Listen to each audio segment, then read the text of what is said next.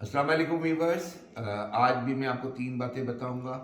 सबसे पहले मैंने आपको ये एक रूल आपको है ना आपकी अवेयरनेस के लिए ये बता रहा हूँ कि गवर्नर ने सीएम को अपॉइंट कर दिया है without announcement of the election date, जबकि आइन का आर्टिकल 1053A बोलता है कि सबसे पहले गवर्नर इलेक्शन की डेट अनाउंस करेगा। और इसी 105 का 3 का बी ये कहता है इसके बाद वो सीएम को अपॉइंट करता है।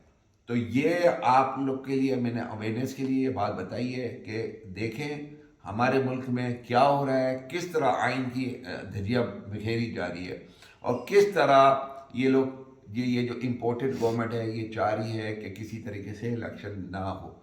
नंबर 2, मैंने एक कैलकुलेशन की है क्योंकि हम लोग अरब लाइट डीजल ना अगर हम ऑयल ख़रीदते हैं, क्रूड ऑयल ख़रीदते हैं दुनिया से, आज उसकी मार्केट $84 पर बैरल है।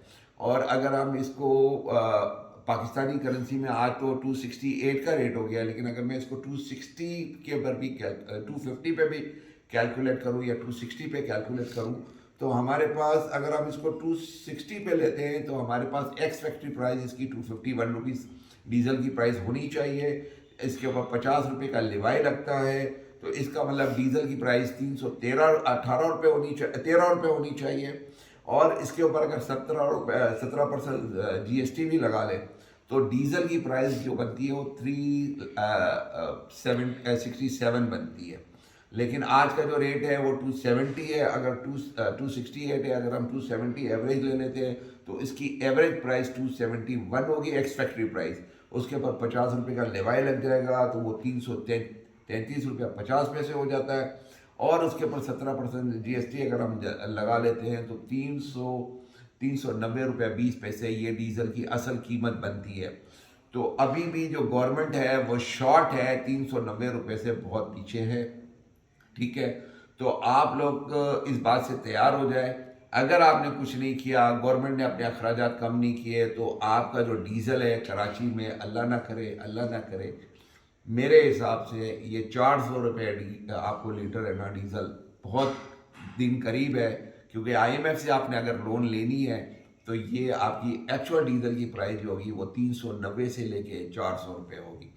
तीसरी बात जो मैंने आपको बात करनी थी वो फवाद चौधरी वाली है।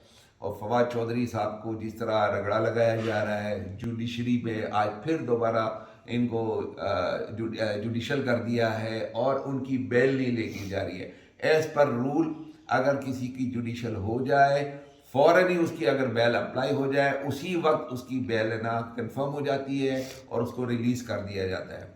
लेकिन अभी उसको अभी तक की इतलात ये है कि उनको गायब कर दिया गया है, पता नहीं क्या हो रहा है। हाँ, बकौल हमारे क्या कहते हैं डार साहब, so called economics, chartered accountant है, इकोनॉमिक्स की बातें करते हैं और चैम्पियन बनते हैं।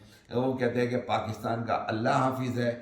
और भाई अल्लाह तो हाफिज़ है, लेकिन खुदा के लिए हमारी तो जान छोड़ दो। आप अगर है ना अल्लाह के, आपका बहुत बड़ा ईमान है, वो कहते मेरा अल्लाह के ऊपर बहुत बड़ा ईमान है। और भाई आपका बड़ा ईमान है ना, आप है ना जो दुबई के अंदर दो टावर है, एक टावर तो डोनेट कर दो ना पाकिस्तान को, और आपकी इधर इतनी जायदादें हैं वो सारी दे दो। और गवर्नमेंट से जितने आप पैसे ले रहे हो, जो 4 साल की एब्सेंट के जो आपने तनख्वाहें ली हैं वो सारे वापस कर दो, कुछ तो भला हो जाएगा गरीबों का। पाकिस्तान जिंदाबाद।